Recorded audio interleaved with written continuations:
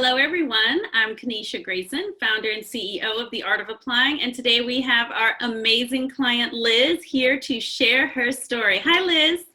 Hi, Kanisha. Well, at The Art of Applying, we love to celebrate, and you've got lots to celebrate. So what is the good news that we are celebrating today? Well, I just got accepted into the Harvard Graduate School of Education. I'm actually really excited. It's a fantastic program. It's the Master's of Education in Technology, Innovation, and Education. So the TIE program. Fantastic. Yeah. Wonderful. And then you also got into another school, so tell us about your other school as well. Yes. So the other school I applied for is the University of Illinois at Urbana-Champaign, the College of Education, and it's a master's program in education, policy, organization, and leadership. And the program track is e-learning and higher education. Fantastic. So both of them are about like innovation, technology, and education. Education, exactly. I love it. Congratulations, Liz. Thank you, dear. Okay, so what I want to do is to share a bit about your personal and professional story with everyone who's watching and listening, as well as some details about your profile. People really like to be able to see your numbers or hear your numbers and then be like, okay, how do I stack up? So as much as you are willing to share, and as specific as you're willing to share, but you can also be kind of vague if you prefer, is your age, where you went to college, what you studied, your GPA, and then I don't believe you took the GRE, but that's an exception. So Liz didn't take the GRE. It's the post-pandemic world, and so the GRE wasn't required for either program. Right, that's right. Okay. I was actually looking specifically for programs that didn't require a GRE. Okay, got it. So we can also talk about that. So yeah, give them a little bit of a rundown of kind of your numbers that you're, willing to share.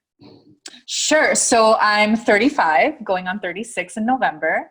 I am originally, I'm from Miami. Grew up mostly in Miami and then went to high school in Chicago. After my 4 years of high school in Chicago, I went to Pomona College, where I met you. And at Pomona, I graduated with a bachelor's in sociology. Mm-hmm. And a lot of my coursework focused on education and women's studies. Okay. And my GPA was a 3.4, 3.49. Yeah. And after college, I went on I got a Fulbright to teach English in Brazil. Fantastic. So basically since 2008, when I did my Fulbright in Brazil, I've been teaching and living abroad. Wonderful. So, yeah. Are you open to sharing where you live now and the nature of the work you do? Sure. So currently I am in Dubai and I work at a women's college and I teach first year undergrad students who didn't make the cut in terms of the scores that they need to get in order to start their bachelor's programs. So what I do is I teach like the foundation year, yeah. Or it's like academic bridge program. Yeah. So equipping students with like the academic skills, reading, writing, listening, presentation skills, etc., in order to take a test that will allow them to begin their programs. Understood. I love that. Yeah. I love that. Yeah. Okay, wonderful. And it's a women's college, if I didn't mention it. I know, which I think is so special. I love that. It is. Okay, and they're so lucky to have you as their instructor. So Liz, you mentioned that we met in college. So for those of you who are watching and listening, Liz and I are good friends from college. She was just one class year below me. So me and Liz have known each other for a really long time. That means very long time. We have known each other since I want to say 2000. When did you start college? 2003. Yeah. 15 years. Wow. That's wow. That is a long time. Is about to be an adult that can vote. Wow. Yes. I love that. And so Liz, tell us a little bit about your personal background. So you said you grew up in Miami. What's your culture, your ethnicity, your heritage? What did you grow up like? Are you a trust Right. kid? No. So, like I mentioned, I'm Cuban American. I grew up in Miami.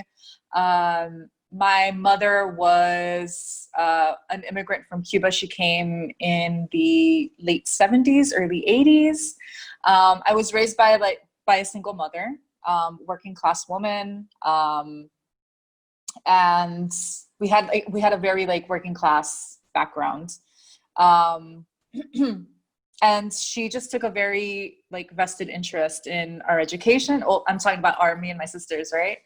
Um, in our education, like, and this is something that I discussed uh, in my application to Harvard and to University of Illinois.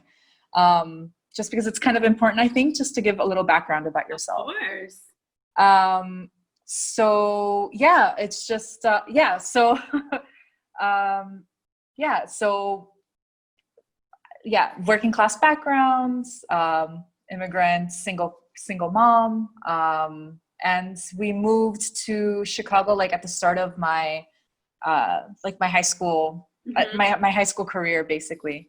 And there I was really involved in like a youth theater program, Oh, and they had this wonderful. really great college counseling program for first year college students, for students of color, working class students, because that was really, those were the people that, those were the kids that went to that theater project. Wow, Um, you were in a yeah. theater. It was like a nonprofit that would take like underrepresented, underprivileged youth, and y'all would do like fun theater stuff. But this is outside of school. Yeah, so this is outside of school, and it's basically students, high school students from the community where I used to live in Chicago, and it's working class immigrant community. Literally, people from literally everywhere in the world. I mean, in my high school, there were, I mean, it's a very poorly funded high school, but like what it lacked in terms of funding, there was, I mean, students from everywhere in the world. Oh, It's, I love it. And yeah, it's pretty so, amazing. Yeah. and in that program, they also had great college counseling. Exactly. And I thought that was the directors at the time, yeah, they thought it was, oh, excuse me. They thought it was really important to get, to get us thinking about college, thinking about our futures. And they took it upon themselves to get us through that whole like college application process, Wow. researching the colleges, applying for financial aid, and then also providing support while we were in college. I love Um, that. I have a yeah, feeling that those people who ran that organization and helped you would be thrilled to get an update from you about getting into. I already, You did? I did. Yeah, Oh, yeah, yeah. good. What did they They say? were, they're thrilled as well, and we're gonna have a Zoom meeting soon. But yeah, no, we're still in touch, obviously. So Okay, good. yeah. Oh, I love that. Okay, beautiful. So, Liz, let's rewind just a few weeks ago.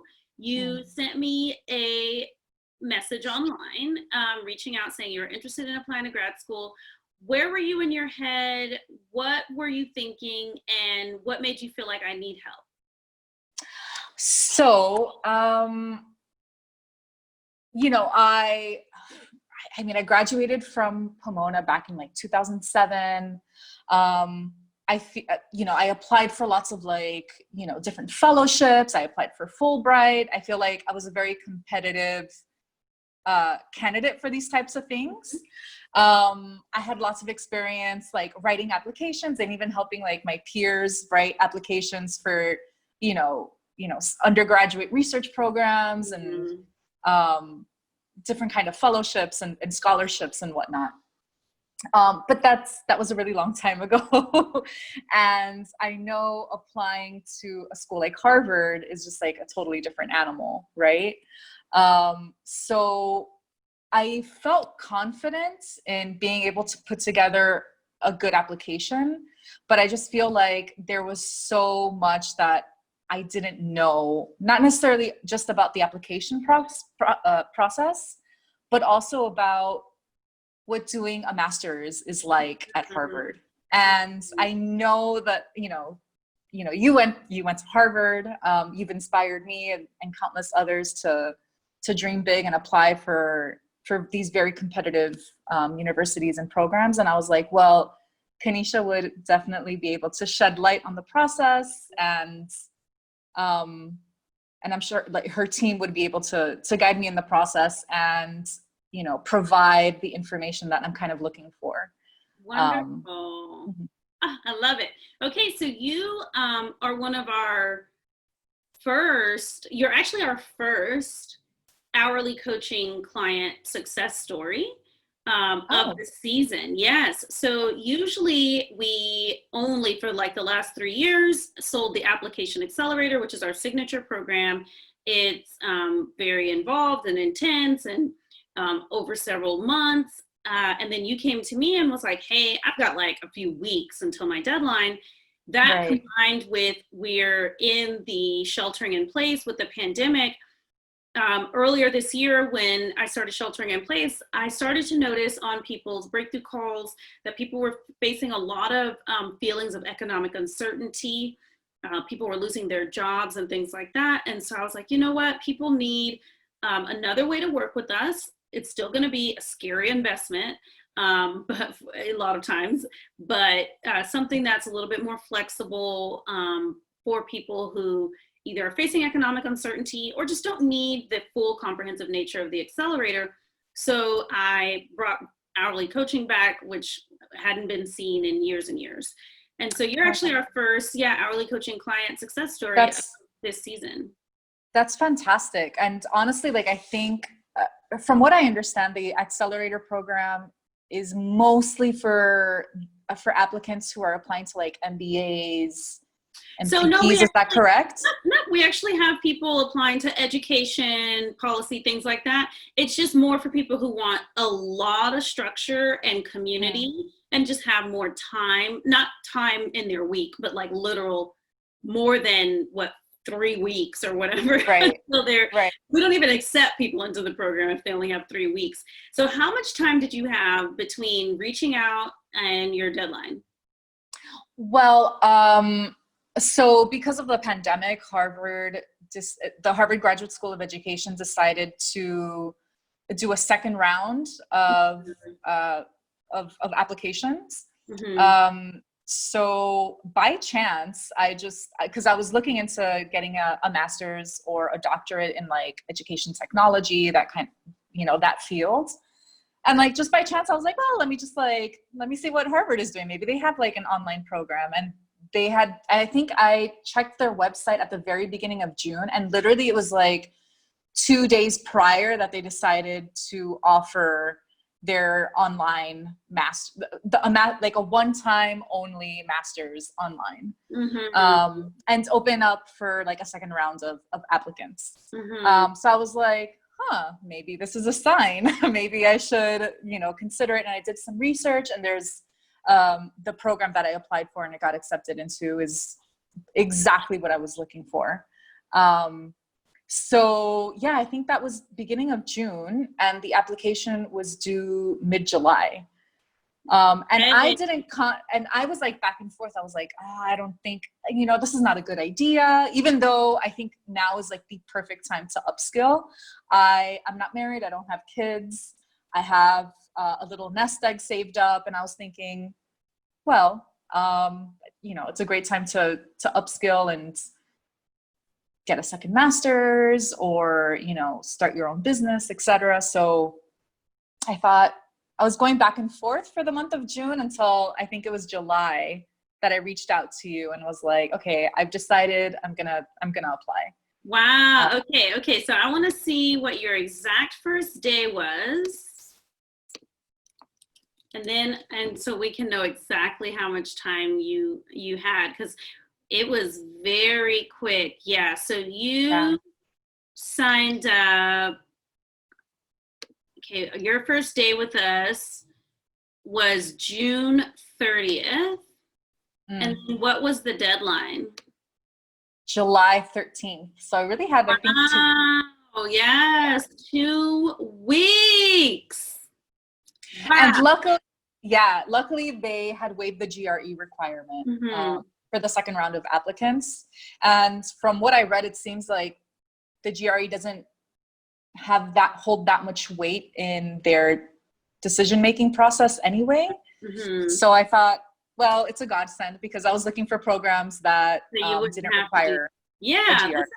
This is all so serendipitous.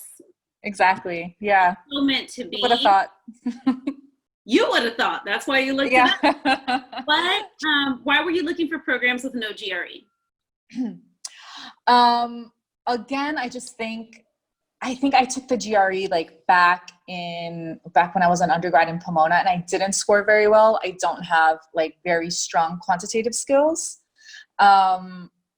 And I think when I was in Pomona, I applied for like a master's. I can't remember what university it was, but because I had such a low GRE score, I didn't get accepted. And it was for that reason. They explicitly stated it's because you had a low GRE score. Oh wait, so I was like, you applied to what? And so this was like while I was still at Pomona. You applied to? I can't remember. I think it was Northwestern, maybe. I can't remember exactly what university it was, but it was for like a master's in teaching, because I think I wanted to go into like secondary education at that point in my life. And then a little shortly after that, I got a Fulbright, so I was like, oh yay! Yeah, yeah, exactly.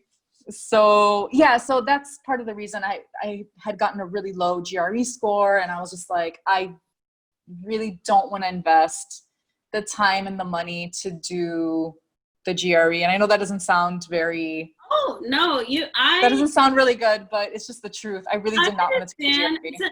It's a necessary evil. You know, those guys' tests have some really serious issues. I really think that they are a legacy of purposeful exclusion and marginalization that schools are, to varying degrees, do their best to give some weight to, but not too much weight to, whatever. But I am loving the shift towards SAT optional for undergraduate, because I'm just like, this is just a tool of oppression. And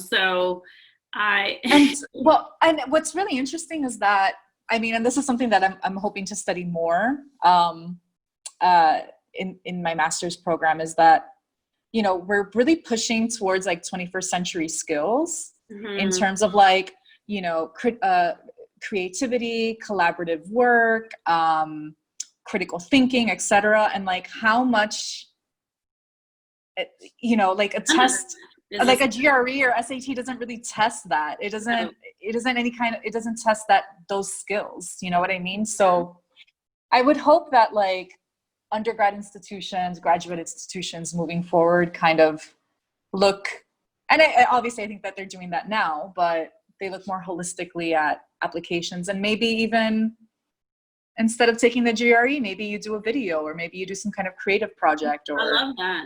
You know what I mean? Yeah. It's very of the past. It's very of the past. And I think it'll be even more so moving forward, given the situation of the world right now. So that's right. The pandemic has been tragic on so many levels. In other areas, it has raised the ground to the ground, things that needed to be raised to the ground, and start over and do it a different way. We're seeing it in a lot of industries, education, all the pushback large corporations used to give around working from home. And now they're like, oh, of course you can work from home, right? Because they want Why didn't we think of it sooner? Yeah. So good. Okay, so talk to us about what's going to change in your life or your career now that you've gotten into Harvard and Illinois. And, you know, I'm a big proponent of Harvard, so I'm just going to go ahead and assume that you're going to go to Harvard. But of course, I know that's your choice. But how is your life and career going to change now that you're going to, you know, an outstanding school studying, you know, the nexus of education and innovation and technology?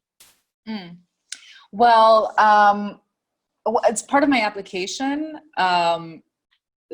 one of the reasons that I wanted to do this program in particular is because I want to kind of take like the skills and tools that I develop and gain from this program and kind of implement them in my institution where I'm working now.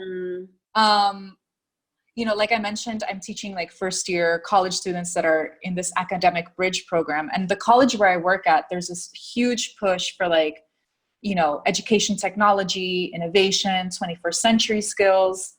But in this program, we're focused more heavily on, you know, kind of like the SAT skills, right? Yeah.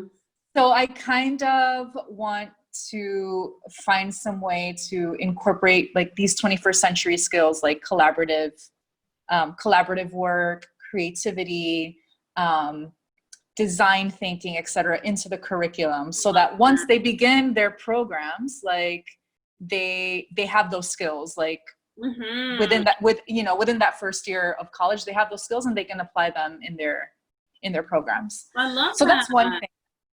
And then the other thing that I'm really interested in exploring and getting more experience in this master's is universal design for learning. So, and this is something that's a little bit new to me. I know people are like, oh, well, how do you not know about this? But know about it. Tell us about universal design for learning. But basically, it's just so I guess like basic principle. I don't know that much about it, and that's something that I really want to study and be able to apply at my context where I'm working at. But something that I noticed like in the past few years at the college where I work is that a lot of special needs students get left behind. And in this move to online learning this year, that's especially true. Like students who, you know, have learning disabilities, are neurodiverse, etc. You know, they can't necessarily access technology in the ways that perhaps like able-bodied students can. And so anyway, so I'm interested in kind of learning more about universal design for learning, to, I guess, help train teachers to make their classroom spaces, their lessons, the technology that they use in class, like more equitable and more accessible to all students. Yes. So again, so like special needs students, they don't get left behind. Yeah. So that's one thing. That's like kind of like an immediate goal. But I guess kind of looking further out, you've always been an inspiration to me, and I think it would be fascinating to start my own business, whether that be, in ed tech consulting, for, at the university level or at like the secondary level, how to best integrate technology and like how to make it more equitable for and accessible to all students. So that's something that I'm considering. I love it. After I will be here to help. I will be here when you're ready. You will have a course by then. I love it. Course and podcast and everything. Beautiful. Wonderful. Yes. Okay. So Liz, in hourly coaching, you're paired with a consultant, and then you basically use up your hours with that consultant through coaching calls, essay editing, resume editing, asking questions via email. We don't say the name of the consultants just to not let people get like obsessed with any particular consultant, because we have an amazing team. But just tell us what the experience was like working with your consultant. You can mention as detailed as you want things about her, but just what was it like? And did you feel any trepidation around, but it's not Kanisha? No, not at all. As a matter of fact, I think, I was kind of I was researching your website a little bit and looking at your different consultants, and I saw a couple of your consultants, I believe, went to the Harvard Graduate School of Education.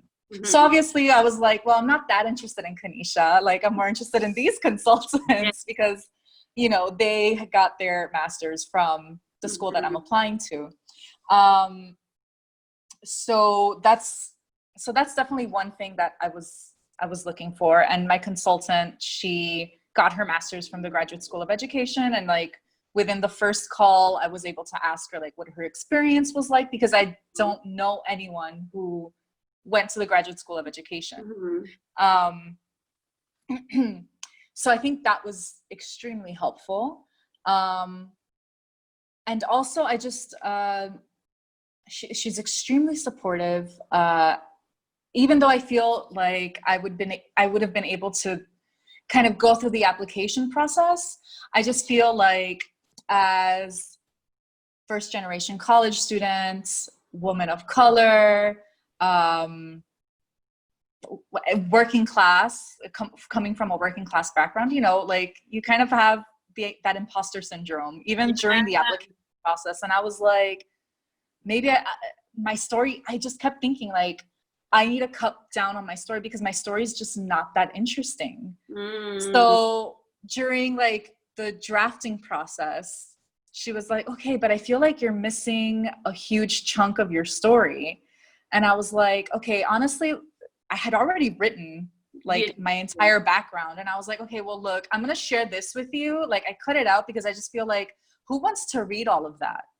And she read it and she was like, this is amazing. Like, this is exactly what people on the admissions committee, they want to read. Like, and for some reason that meant so much, because it's not just, that's just something that I'm going to keep with me, not just like when I'm applying for something, but just in life. People want to hear your story.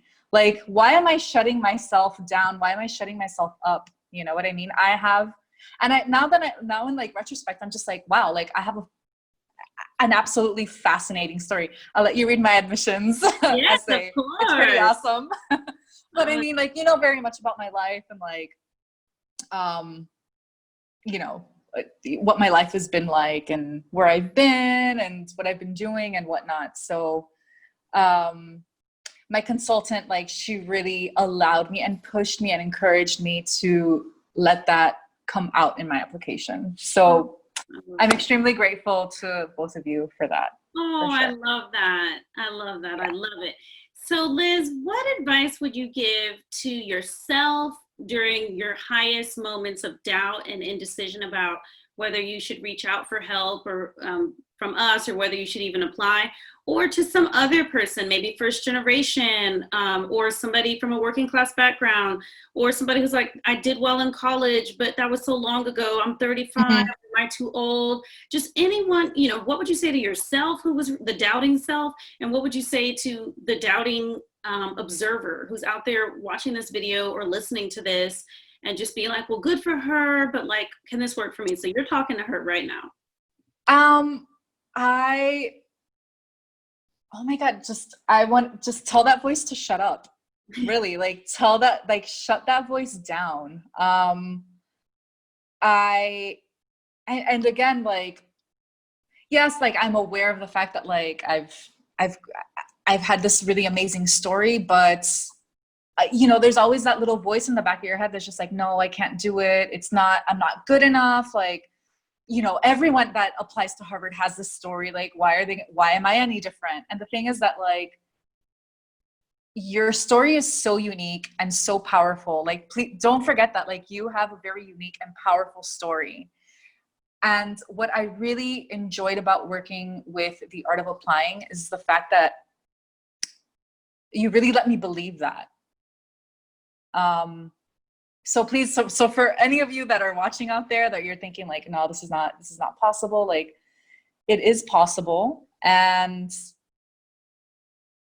yeah, just, you know, shut that negative voice down and you make it happen. Like, your story is amazing. You're a powerful person. Believe in your story. And again, like, you know, Kanisha and your team, like, they're there to help you, you know? That's beautiful, Liz. Yeah. You have an amazing story. You're a powerful person. Thank you. So are you. Thank you. And I'm so excited for you, Liz. Thanks, dear. Thank you. I'm quite excited too, actually. Thank you. You should be. This is going to be great.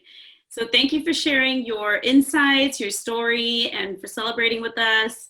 And yeah, we'll hang out a little bit after this and chat some more. But for now, we'll let everybody go on about their application process, full of inspiration from Liz. Thank you, Liz. Thank you. Thanks for watching our video. For more videos just like this, make sure you click subscribe. And if you want to work with us on your graduate school applications, visit us at theartofapplying.com or click on the link below in the description.